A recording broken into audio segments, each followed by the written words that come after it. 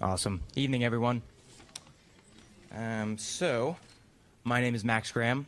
I am the founder of the Yale Undergraduate Speaker Series. So before I introduce our speaker, I need to read 2 university-required messages, so bear with me. First, this event is sponsored by Yale Undergraduate Speaker Series, an undergraduate organization. Without the support or endorsement of Yale University, speakers do not represent the views or opinions of Yale University or Yale College. The university does not participate in political campaigns on behalf of or in opposition to any candidate for public office. Second, I need to remind the audience about Yale's policies on free expression. This is from the undergraduate regulations policy on free expression, peaceful dissent, and demonstrations. The right of free expression includes the right to peaceful dissent, protest and peaceful assembly, and orderly demonstrations, which may include picketing and the distribution of leaflets. These are permitted on Yale campus, subject to approval as to the schedule and location by the appropriate university official until or unless they disrupt regular or essential operations of the university. It is a violation of university regulations for any member of the university to prevent the orderly conduct of a university function or activity such as a lecture. And a passage from the Woodward Report regarding protest against an invited speaker. In the room where the invited speaker is to talk, all members of the audience are under an obligation to comply with a general standard of civility.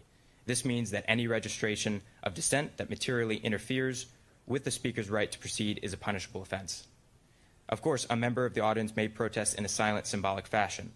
More active forms of protest may be tolerated, such as briefly booing, clapping hands, yes please, or heckling.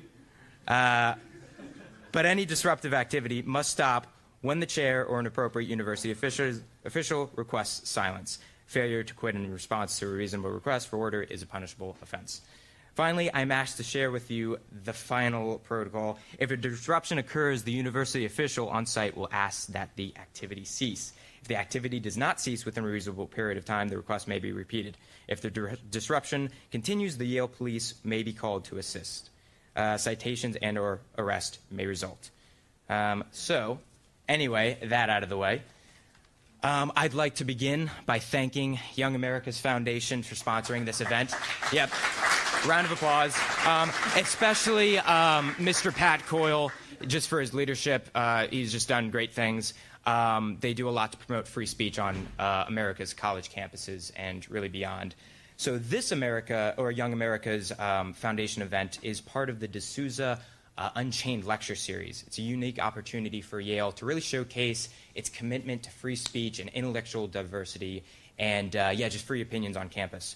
I'm excited. Yep. One step at a time. I'm excited to introduce to you our special guest speaker for this evening, Mr. Dinesh DSouza. Born in Mumbai, India, Mr. DSouza came to the U.S. as an exchange student and graduated Phi Beta Kappa from Dartmouth College in 1983. He was a former policy analyst in the Reagan White House, and he also served as a fellow at the American Enterprise Institute and at the Hoover Institution at Stanford University. Mr. DSouza's first book, Illiberal Education, publicized the phenomenon of political correctness on college campuses, and it became a New York Times bestseller for 15 weeks. Since then, he has had a very prolific career, publishing many books. As a filmmaker also, Mr. DSouza has been named one of America's most influential conservative thinkers by the New York Times Magazine. The World Affairs Council lists him as one of the nation's 500 leading authorities on international issues. We look forward to an evening of respectful discourse, as I mentioned before, with such a well-known figure. So please join me in welcoming to this gathering Mr. Dinesh DSouza. Yeah.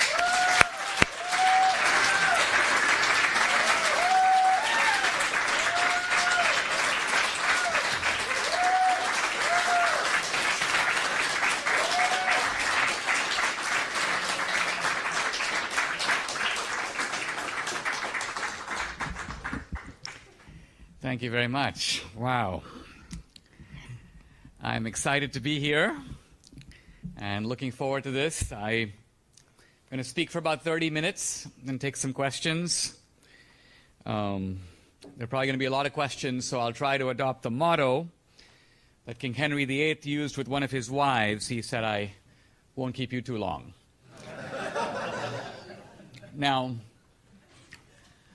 I want to talk about the very peculiar atmosphere that has dominated American politics since the election of Trump.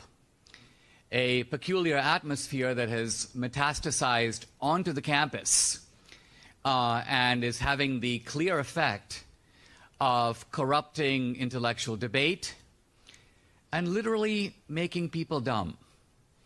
I hope to not only talk about this, but actually illustrate it by example this evening. Now, since Trump's election, there's been a whole bunch of issues that have surfaced, none of which have actually been seriously debated. We should be debating tax reform. There really wasn't a tax reform debate. There wasn't really a healthcare debate. There's not a whole lot of gun control debate going on. What you essentially have is an incendiary atmosphere in which when people say things, you sort of get violent reactions that are a triumph of sort of attitude and emotion over intelligence. And this has become the governing mode of communication in America today. I'm going to try to depart from this mode and try to throw light on a couple of very important issues that are both in American politics and also very relevant to the campus. So the reason we haven't had real debates on issues is because two accusations have been flying in the air almost nonstop since November of 2016. The first one is the race card. And the second one, no less inflammatory, is the fascism card. The race card is sort of older. And in fact, for those of us who have been in American politics now for a generation, it has been customary to make the accusation that the Republican Party is the party of bigotry, of racism. And the Democratic Party is the party of civil rights, of anti-racism. And this was, of course, transferred under Trump. Trump is a racist. The Republican Party now is the party of bigotry. The second accusation is somewhat more novel, and that is that Trump is a fascist. Now, when I say it's more novel, people would fling this accusation at Reagan, at Bush. Reagan's a fascist, but it was kind of a throwaway line. With Trump, it's intended. And it's intended not only as an insult, but it's intended to justify a whole series of behaviors that would otherwise be unacceptable. So, for example, let's boycott the inauguration. Now, if Republicans boycotted Obama's inauguration, you can imagine the reaction. Let's violently disrupt the inaugural parties. Let's block speakers on campus. Let's try to get Trump out of there by any means necessary.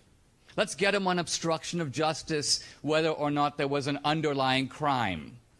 Now, as I say, this kind of extremism is only justified if America today is sort of like Germany in 1933.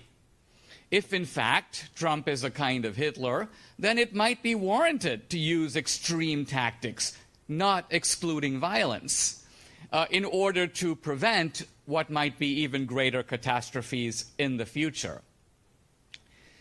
So what I want to do is actually beg the question. I want to probe right into it and ask, what is racism? What is fascism?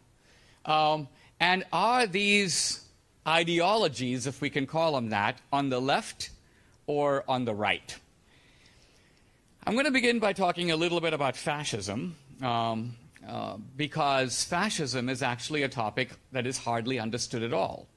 When people talk about fascism, they define it in a way that makes absolutely no sense. Trump is a fascist because he's an ultra-nationalist. He wants to make America great again. Hey, didn't Hitler want to make Germany great again? This is the argument. But it's not really an argument because nationalism has never been a core defining feature of fascism. It is an attribute of it, but it's not a defining feature of it. And in fact, nationalism is equally present on the left as on the right. Gandhi in India was a nationalist. Mandela in South Africa was a nationalist. So was Che Guevara. So was Fidel Castro. All the anti-colonial leaders were ultra-nationalists. Nkrumah in Ghana, for example. Many others. Winston Churchill was a nationalist, as was de Gaulle. Abraham Lincoln was a nationalist, as were the American founders. Now, it is beyond stupid to refer to all these people as fascists. They obviously weren't. So nationalism does not actually define who is or is not a fascist. Well, Trump is a fascist because he is an authoritarian. He wants to throw out the Constitution. He wants to end the democratic system.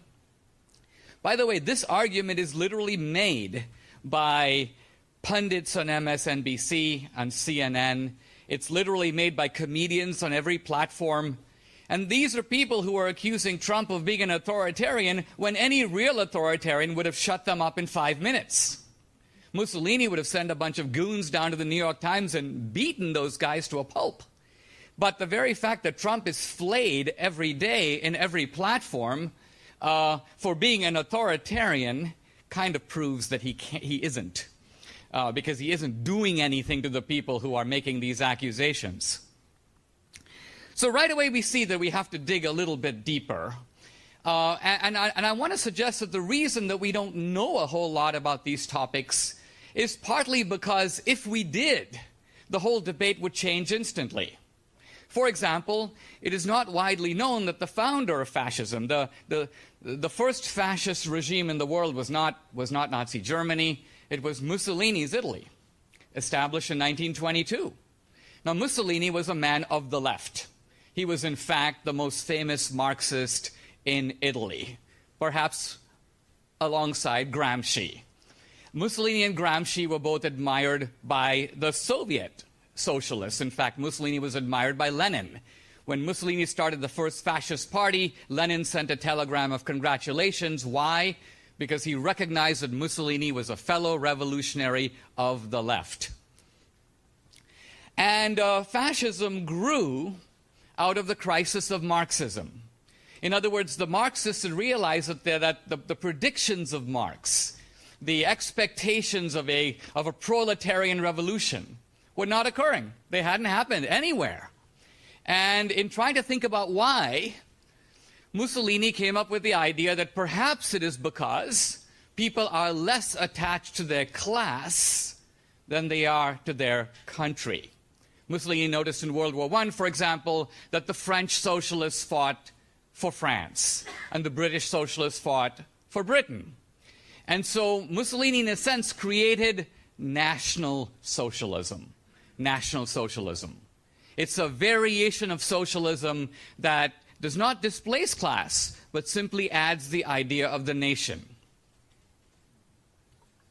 Now, Hitler, as we all know, was the head of a party called the National Socialist German Workers' Party. Amazingly, if you read commentary today, there's almost a sort of comical effort to remove the socialism from National Socialism, to pretend as if the National Socialists weren't really socialists, even though all their leading champions, not only Hitler, but Goebbels, for example, Goebbels says between nationalism and socialism, there has to be a priority. Which comes first, the nationalism or the socialism? Answer, he says, socialism. Socialism is the noun and national is the adjective. National qualifies what type of socialism we're trying to do. Now, all of this is camouflaged today because in World War II, we saw the communists on this side and the fascists on this side, thus lending credence to the idea that if the communists were on the left, the fascists must have been on the right. This is actually a complete non sequitur. Let's remember that ideologies that are very close to each other, that are almost, you may say, kissing cousins, have had fratricidal and genocidal wars that have lasted for decades, if not for centuries. Consider the Shia and the Sunni. The Shia and the Sunni are both inside the House of Islam. They differ only by a hair in actual theological beliefs.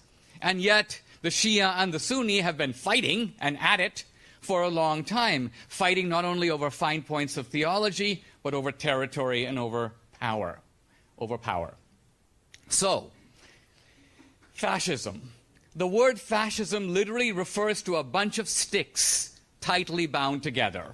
And fascism in its core meaning means simply collectivism, the power of the centralized state. That is the indisputable meaning of fascism. This meaning was fully recognized by the fascists and by the anti-fascists. So, for example, in the 1930s, FDR was a huge admirer of Mussolini. FDR saw Italian fascism as, on the left, he knew that, and more progressive than the New Deal. FDR sent members of his brain trust to fascist Rome to study Italian fascism, to bring some of those ideas to America. Mussolini, for his part, reviewed FDR's book called Looking Forward in an Italian magazine, and his review can be summarized in this way. This guy is one of us, he's a fascist. So there was a mutual admiration society between the New Deal Democrats and the Italian fascists in the early 1930s. But now I want to get a little more serious and talk about Hitler. And in doing this, I'm actually going to refer very specifically to the work of two very prominent scholars who are right here at Yale. The first is James Whitman, in a book that he published very recently called Hitler's American Model, and the other is Timothy Snyder, a prominent historian here at Yale. I'm going to start with Whitman's book, where he describes in the opening of the book a meeting in 1935 of the Nazis, the leading Nazis, who are in the process of drafting the Nuremberg Laws. And the Nuremberg Laws were the laws that made Jews into second-class citizens. They prohibited intermarriage between Jews and other Germans. They confiscated Jewish property. They involved all kinds of segregation of Jews into ghettos and also state-sponsored discrimination against Jews. And as the Nazis are in this meeting, they had a stenographer present because they thought they were starting the world's first racist state. One of the Nazis who had studied in America essentially put his hand up, metaphorically speaking, and said, "Sorry, we can't start the world's first racist state because the Democratic Party in the United States has already done it." And the Nazis were like, "What?" They looked at each other, and this Nazi explained that in the democratic South, and I should pause here to make an observation because the Nazis happen to know something that we don't know because it's not in our textbooks, and that is that every segregation law in the Jim Crow South, going back to the 1880s and continuing through the 1950s and 60s, without exception, was passed by a Democratic legislature, signed by a Democratic governor, and enforced by Democratic officials. The Nazis knew this, but you might notice it is somewhat downplayed in the American textbooks of the 21st century. So the Nazis go, all we have to do is take the democratic laws, cross out the word black, write in the word Jew, and we are off to the races. We're home free. And this is what the Nazis actually did. In other words, what I'm saying is not that there was a surface resemblance between the democratic laws and the Nazi laws. What I'm saying is, and I'm citing Professor Whitman in my defense, he says that the Nazis took as a blueprint the laws of the Jim Crow South. Now, here's something very interesting. One might expect Professor Whitman's book to be called Hitler's democratic model. But it's not. It's called Hitler's American model. In other words, what Professor Whitman does is he puts the blame not on the Democratic Party, which actually passed the laws, but on America in general. Now, this makes absolutely no sense because, as we all know, going back to the Civil War, America has been divided on issues of slavery, segregation, Jim Crow, the Ku Klux Klan. This has been the subject of ongoing battle, sometimes physical battle, between the two parties. But what I'm trying to say is that, in some sense, what seems to be going on here is there's an effort to cast the blame on America as a whole, whereas these actual offenses were perpetrated by some Americans while other Americans tried to stop them.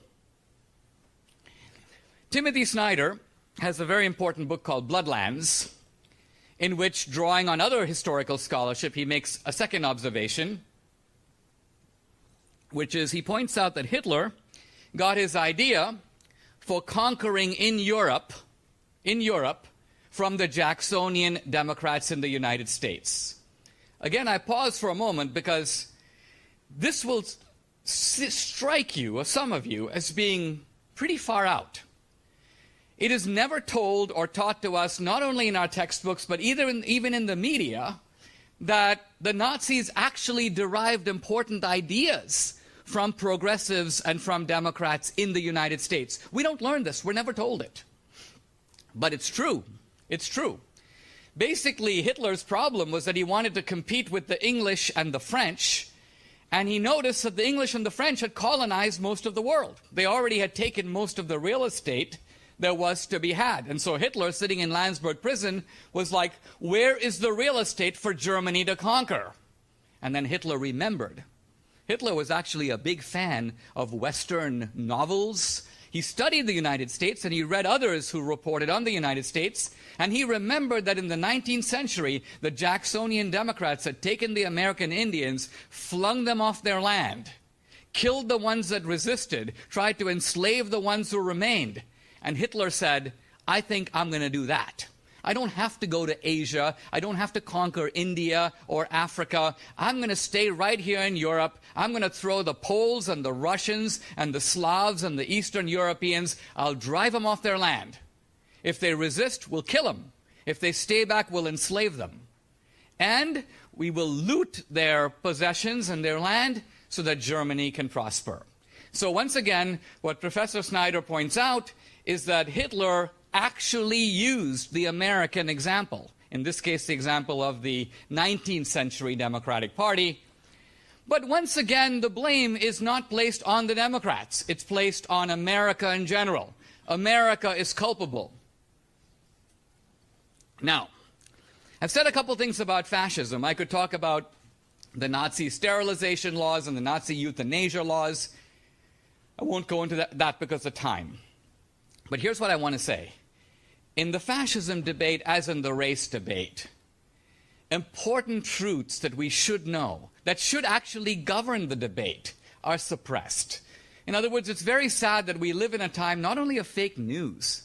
I don't care about fake news, but I do care about fake history. I do care about fake scholarship. And I do care about bogus narratives that camouflage what's actually happened in this country.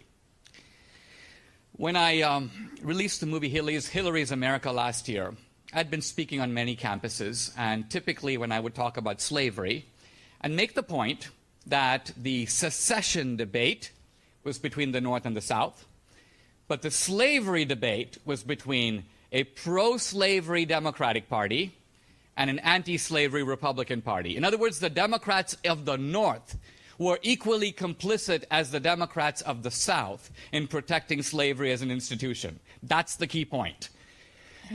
Inevitably, some pompous professor would stand up and say, well, Dinesh, your comments, although true in and of themselves, are a wee bit simplistic. You have to realize that there's plenty of blame to go around.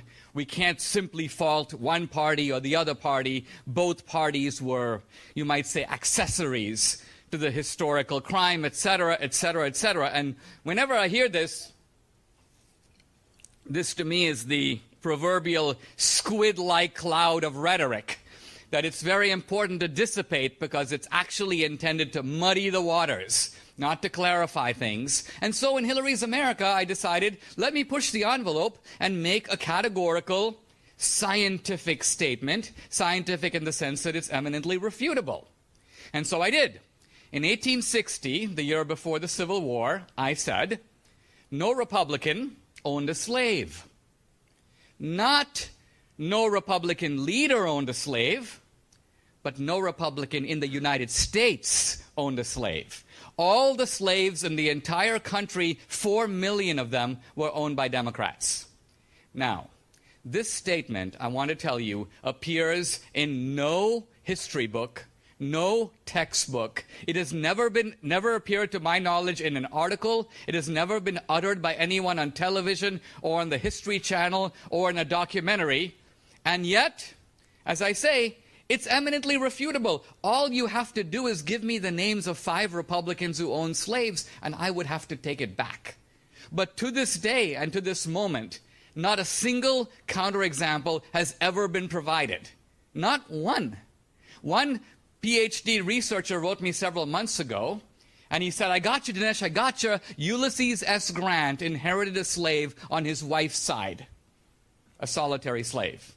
And I pointed out to him, I said, that was almost a touche, my friend, but you've got to remember that at the time this happened, Ulysses S. Grant was a Democrat. Only later did he move over into the Republican column. Now, I mention this because this is actually history. It's indisputable. It's in the record. Professor Whitman has the transcripts of the Nuremberg meetings. So the question I want to ask is, why don't we, educated people in America, know this stuff? Why is it the case that when you turn on the television, there's Rachel Maddow, there's Van Jones, there are all these guys bloviating about fascism without the slightest clue about what fascism is, without any knowledge of the deep, intimate connections between American progressivism on the one hand and the actual real-life fascists on the other. And so here we are in the middle of what may be called a big lie, a big lie. And what is a big lie? Well, we know what a small lie is. A small lie is a easily verifiable untruth. If somebody tells you something that is false, you can check it out.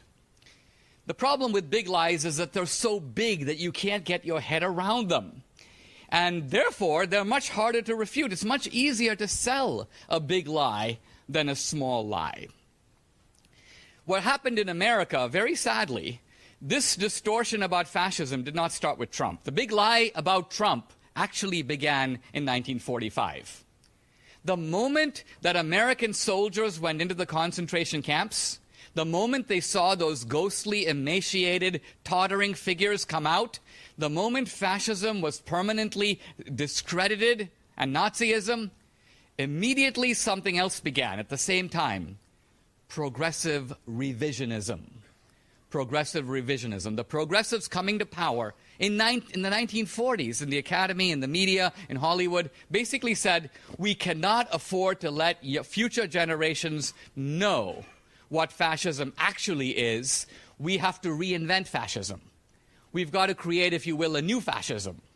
And we've got to move fascism from the left-wing column, where it's always been, into the right-wing column, so we can now use it as a bludgeon against our opponents. This is the biggest of the big lies. And it is no less true, I'm sorry to say, of racism than of fascism. Just want to make one more point before I move to my conclusion.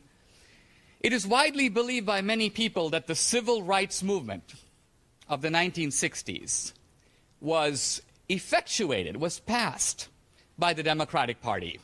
And some people believe with the resistance of the Republican Party. This is actually not true. In fact, it is the opposite of the truth. In fact, more Republicans proportionally voted for all the civil rights laws, by which I mean the Civil Rights Act of 1964, the Voting Rights Act of 1965, the Fair Housing Bill of 1968, than Democrats. the opposition to civil rights came from the Democratic Party. And if the Congress had had no Republicans, only Democrats, none of these laws would have passed. Now, that is a fact.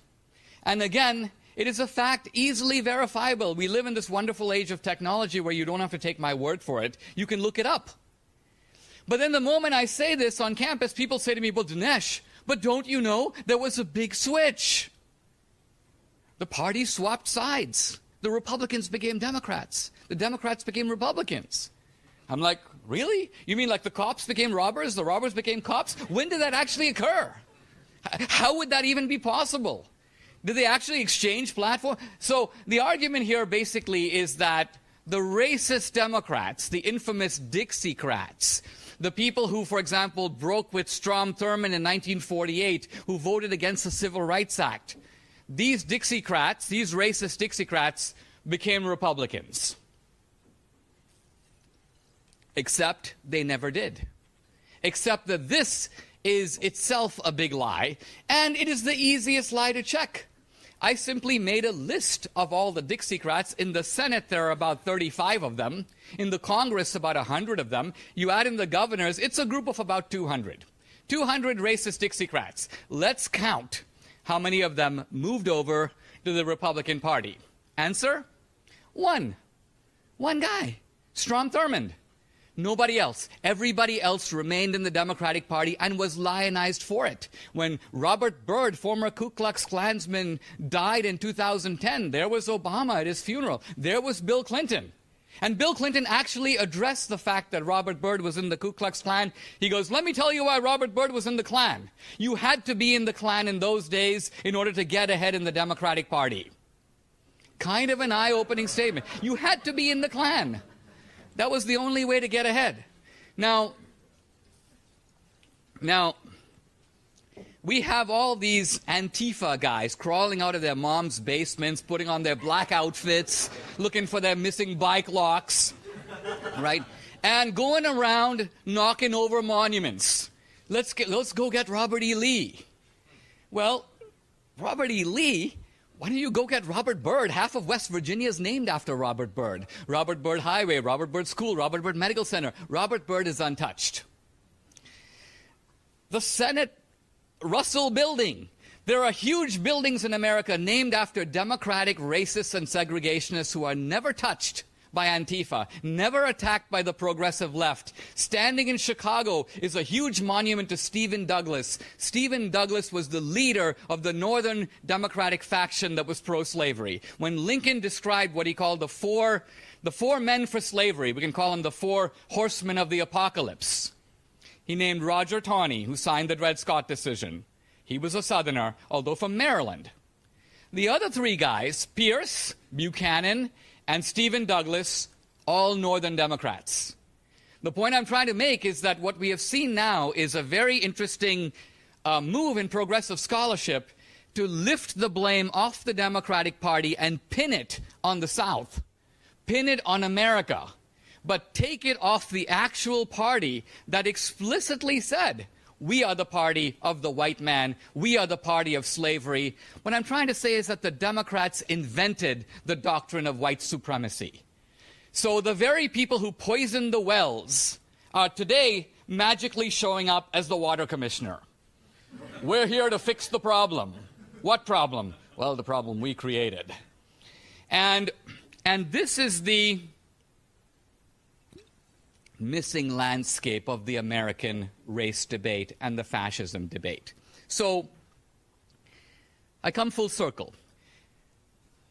You would like to see, I'm not saying that it's a bad thing that we're discussing racism or fascism. It's a good thing on the balance. We should be discussing other things too.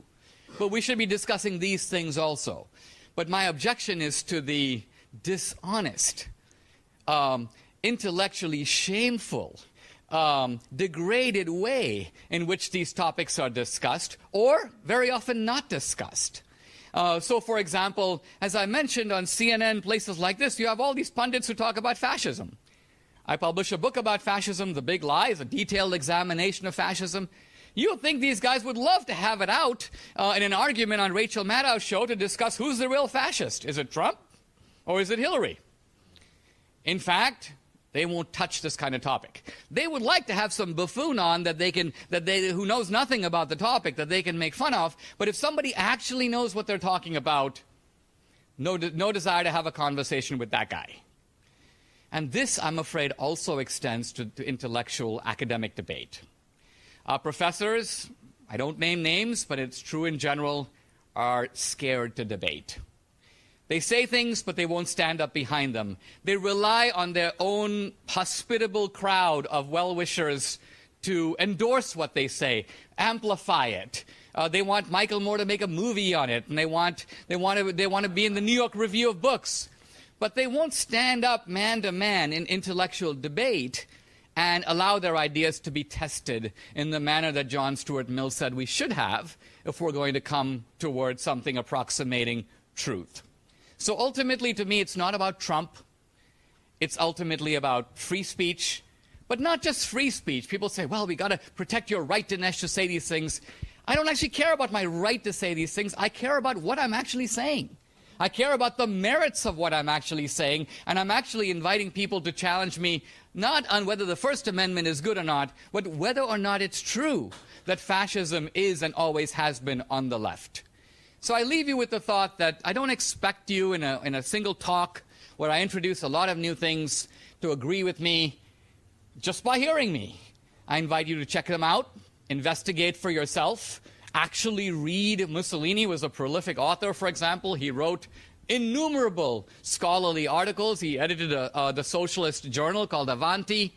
Read his work and ask yourself, is this a man of the left or is this a man of the right? Make your own decision. That's ultimately, I think, what education is all about. Thank you very much.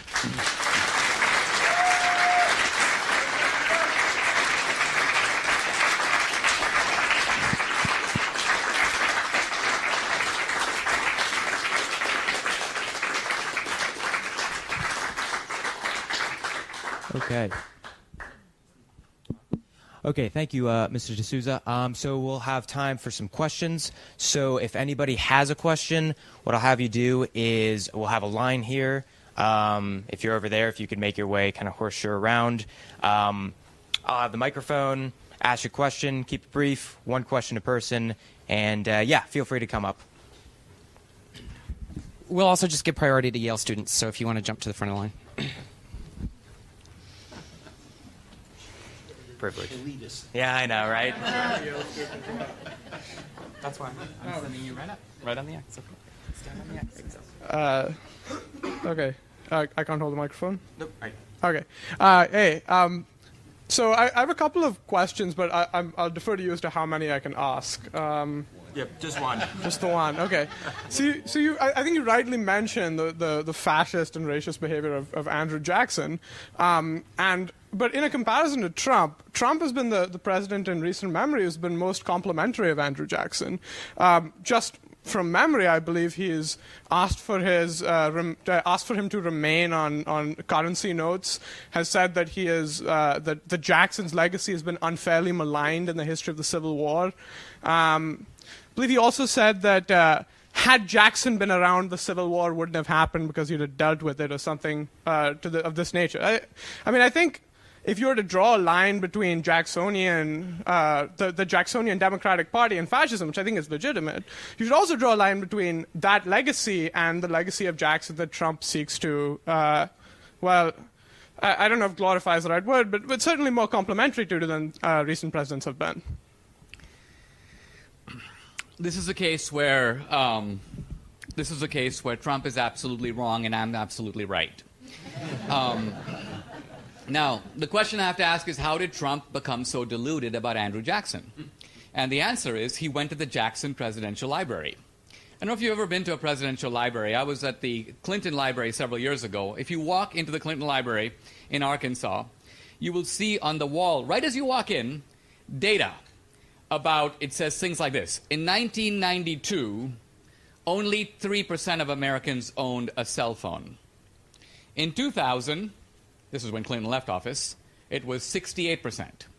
And this kind of data is all given on the wall, and silhouetted against this is a large, beaming, smiling credit-taking image of Bill Clinton, essentially taking a bow and saying, I did all this.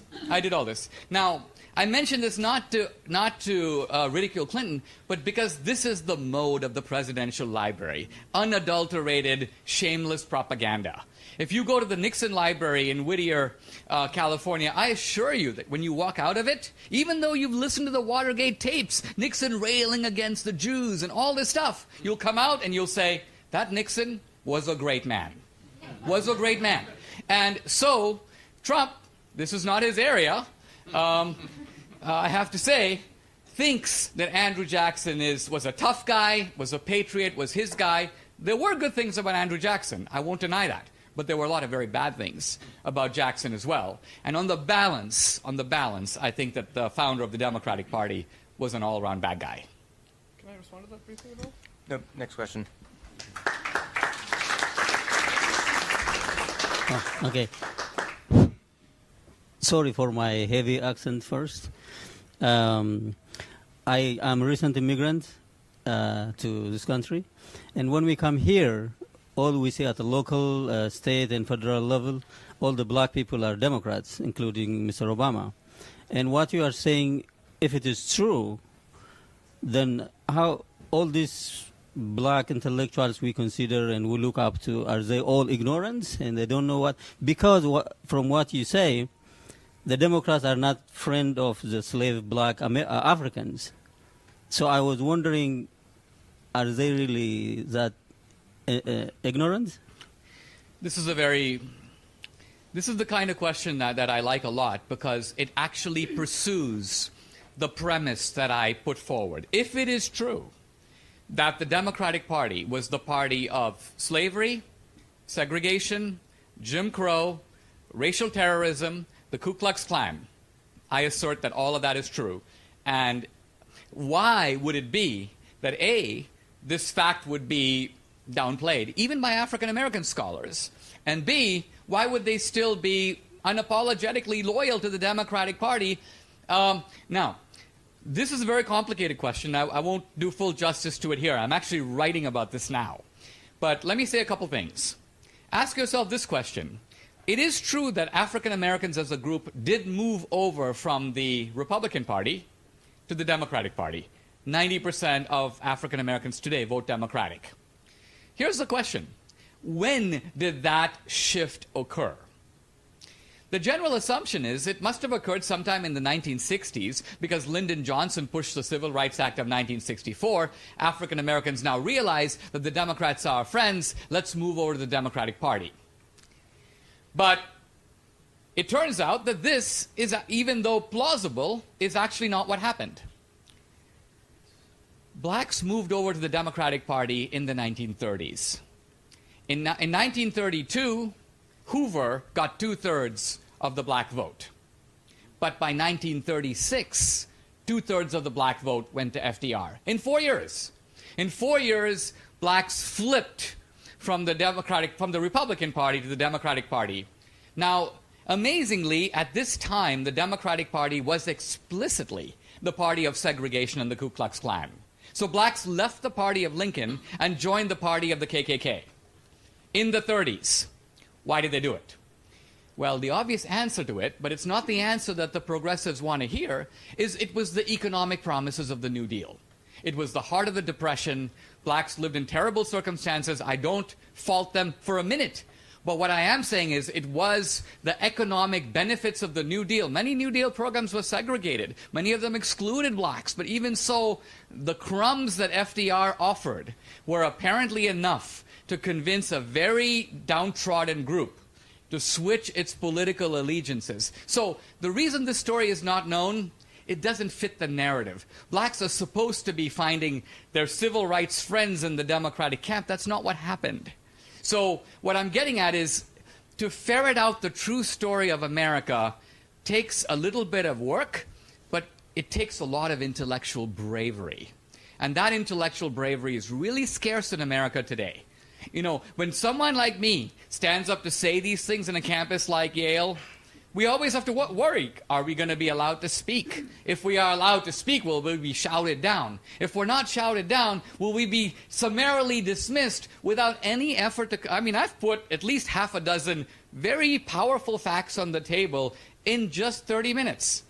Either I'm right or I'm wrong. If I'm wrong, show me. I'm as public a figure as you're going to find. It's going to be very easy to expose my facts as flawed on social media or anywhere else. No one does. No one does. And so what I'm suggesting is we have to go back to the drawing board. We have to re-examine. I'm an immigrant, as you are. When I first came to America, I went to Washington, D.C. in the 80s. I went to a reception by now Senator Schumer. He was then a congressman from New York. And it's a bunch of us Asian Indians. And he made a very interesting statement. He said, you Asian Indians, he goes, you never ask for anything. He goes, you just come to America, you work hard, you try to move ahead. He goes, you don't understand that that's why we're here. The Democratic Party is here so that you can make demands of us, and we will deliver for you in exchange for your vote. So I listened to this and I was like, could this really, is he actually saying this? But he was. He was actually offering the deal that the Democratic Party offers not just blacks, every ethnic group. They basically say, we want you to come together as a group. This is, by the way, why the Democrats are so big on race matters. Because they need to have each minority group hang together. Because they don't want to convince them individually. They want to get them as a group. And the politics of the Democrats are the politics of ethnic identity. Let's get the blacks, they're 12%. Let's get the Latinos, they're 13%. That's 25 right there. If we get the Asians, that's another 5. Then we're already at 30. We only have to get to 51. Maybe we'll get some feminists. Maybe we'll get some gay rights activists. Whoops, there we are. We've got a majority. So it is not a politics of the common good. It is a politics of cobbling together ethnic coalitions in order to loot the rest of the population. Once I figured that out, I had to exit.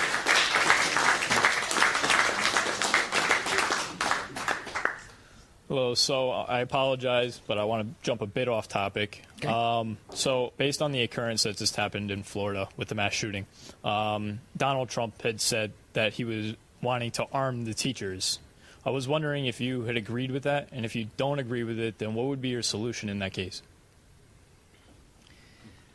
Well, first of all, you know, I made a mistake myself in a tweet that I did myself about the Parkland students. It was in the heat of social media, and social media, I think you know, is somewhat something of the Wild West. And so here we are in the social media debate, the give and take of Twitter. And, you know, here I'm turning on Twitter and I see, you know, this student is being coached by the CNN producer. He keeps stopping when he's speaking. They keep telling him what to say. They drag him down. So then I see a meme of the Florida legislature voting on a gun ban. And I see the students magically appear there and reacting to this legislation. So anyway, I did a sarcastic tweet basically saying, gee, you know, this is the worst news they've heard since their parents made them get summer jobs. Insensitive, I must admit. Because my target was the manipulation of the students and not the students. But that was a case where I basically missed my target, you know. Now, ironically, the gun issue is not my main issue. And I'm not, you know, since I'm not running for office, I don't actually have solutions to all the world's problems. I try to focus on things I actually know about. I don't know a lot about guns. I don't know what an AR-15 does. I don't know if it's a good idea to arm teachers or not. I have instincts about things, and I'm quick to spot hypocrisy in arguments. In other words, I've been hearing now for 20 years that you can't outlaw abortion, for example, because people will still go and get an illegal abortion. They're going to get it. They're going to do it. But somehow that logic is never applied to guns. You can't outlaw guns because people are going to go out and get a gun. I say to myself, in this case, in the Parkland case, we know that the FBI got some tips about this guy. We know that there were sheriff's deputies on the scene. So here we have the FBI, we have the sheriff's deputies, we have, let's say, the NRA. Now, which of these three were in a position to prevent the shooting? The first one. Which was in a position to actually disrupt it and stop it? The second. The third has the least to do with it and is, in fact, by and large, as far as I can see, been a pretty responsible advocate for responsible gun ownership. And yet the political blame is all falling on three. So we're in a very peculiar situation where we're blaming inanimate objects, the gun, when there's actual flagrant violations of human responsibility which are eminently correctable if we would actually use. So that's my take on the Parkland situation. I'm sorry I did the tweet. I apologize for it. I take it back. But these are my thoughts about the issue in a nutshell. All right. Thank you. Okay.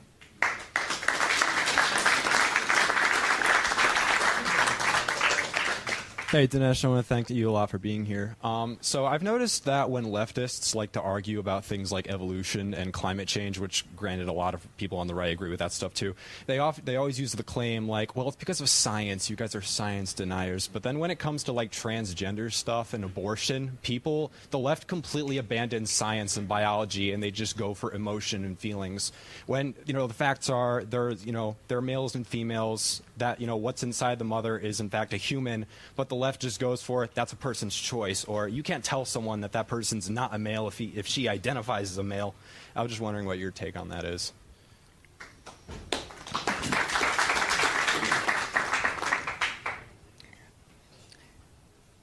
I do think that science is, it's not new that science is being ideologically deployed. That's actually been going on for a long time. I think what's new is the political correctness of it. So, for example, if you're a climate scientist who dissents from the prevailing orthodoxy, they'll try to make sure you don't get a grant. They'll try to make sure that you can't be at the Rand Corporation. They'll try to make sure that if you're publishing a book, they'll contact Oxford University Press and tell them not to publish your book. Now, that is a whole new level of dangerous. Because when people do that, and when people say, even with regard to my tweet, people are like, let's make sure that this guy doesn't speak anywhere. Let's make sure that this guy... So I'm saying to myself, that's not even the Second Amendment. Now we're talking about the First Amendment. So to me, science is not free of public policy debate. It should be debated. But you're right. There are double standards that are blatantly employed in which science is convenient when it's used, and then completely ignored in other areas. It's almost as if, I think what's happened in our society is that there's a new sense of identity, which is seen as subjective, that trumps biological reality. It's almost as if there is a me, apart from me, that gets to adjudicate what and who I am. It's a very strange idea if you think about it. But it's an idea that's been brewing in America for a while. It's even behind, like when I go talk to my dad and tell him, hey, Dad, I don't want to go to business school. I want to become a writer. What do I appeal to? I appeal to this inner me, this sort of inner self as the final adjudicator of which way I should go. These ideas are very American, but reflecting on them intellectually is part of what we should do on a campus. Okay? All right. Due to the time, this will be the last question. So, yep. First, I want to say thank you for coming out, especially to a campus where a lot of people disagree with you. But I have to say, I'm one of the people who's probably disagrees with you on a bunch of stuff. And I wanted to ask about. So basically, a lot of your arguments seem to be based in history, and the idea that fascism is historically rooted on the left-wing side. But you don't say anything about how that reflects on the current day. And there was a point where you mentioned Hillary Clinton's fascism, but you didn't really talk about the fascism on the left today. And I feel like that would be a stronger argument. And can you say anything about that? Certainly. Actually, what a fantastic question. It's one thing to talk about racism historically. Where's the racism now? It's one thing to talk about fascism historically. Where's the fascism now? All right. So let me point to two fascist modes that are on the left, very visible, right in front of us. The first is ideological, and the second is tactical. Okay, so let's start with the ideology. What is the meaning of fascist economics? So the fascists were socialists, but they were a very special type of socialists. The fascists believed that instead of the government nationalizing the corporations, which is basically what socialism does, socialist countries like India would nationalize the banks, or nationalize the airlines, or nationalize the energy sector, and so on. The fascist solution was different.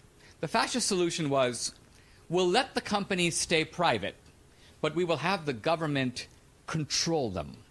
The government will be like a quarterback or a muscle man directing these companies as to what to do, and it'll be so state regulation of private business was the fascist mode of socialism. Now, interestingly, in the Obama era, over the last 8 years, we have seen essentially the federal government take control of the banks, the investment sector, largely the energy industry through the EPA, the healthcare industry, every hospital, every hospice. Now, again, we have private insurance companies. But the way this worked is that Obama got them into a room and strong-armed them. He said, listen, I'm going to take you over, and you're not going to like that. But I have a sweetener for you. I'm going to force tens of millions of Americans who don't want to buy health insurance to buy it. And that's going to mean untold profits for you guys. So you need to buy ads supporting my program, which is what the health insurance companies did. So this was the dirty racket called Obamacare. But my point is not even to complain about the racket, but to point to the fascist element of it. The idea of government control of the private sector. I mean, here's Obama firing the head of General Motors. Only in a fascist country does the president of a democracy get to fire the head of a private corporation. So that's ideological fascism in the economic sense. Now we turn to tactics. And many people, when I say this, expect me to say Antifa. And again, it's not Antifa. The most dangerous guy in Berkeley is not Antifa. It's the mayor of Berkeley, Jesse Aragon. He's the guy who has the power to call off the cops. The real fascism that we're seeing today in America is the use of the instruments of the federal government against political opponents. That's pure fascism. In other words, if I'm the president and I'm able to use the FBI, the CIA, the Justice Department, if I'm going to mobilize SWAT teams to go after, to audit, to arrest, to lock up people who don't agree with me, this use of the state, thoroughly undemocratic, is classically fascist. Now, Trump's not doing this. But increasingly, there's creeping evidence that the left is. I'll just give you a tiny example from my own case, because I'm going to talk about what I actually know. The Congressional Oversight Committee has a copy in their hands of my file. And this is my case in the Obama administration for exceeding campaign finance laws. Did I exceed campaign finance laws? Yes. But no American has ever been locked up for 8 months for doing it. Right? Now, when you open up my file, you see in it, highlighted, DSouza is a prominent critic of the Obama administration and made a movie very critical of Obama. And so even though my case involved $20,000, the FBI on its own assigned $100,000 to investigate my $20,000 case. That's abnormal. So when you see the government jumping in to target somebody, and they say it, in part at least because he is an opponent of our team, that's bad news. Even liberals should be up in arms about that. But in fact, I don't have any liberal defenders. Why? Because to them, I'm an anti-Obama guy, I'm an Obama critic, and the less we see of you, the better. So we're in this gangsterish mode in American politics. I came of age in the 80s, in the Reagan era. And while Reagan and Tip O'Neill were fierce adversaries, they'd go out for a beer afterward. I mean, they could ultimately say, we disagree, I care about this, you care about that, let's meet in the middle. That politics has gone from America, and I mourn it. I think it's a pity that it's gone. But I find myself in this new environment and having to fight in it. So there's no point in nostalgically hearkening back to Reaganism. We have to actually surf on the wave. We have to swim in the water that we're given, and we have to hope for a better day in America in the future. So thank you all for coming. I really enjoyed it. Thank you very much. Thank you.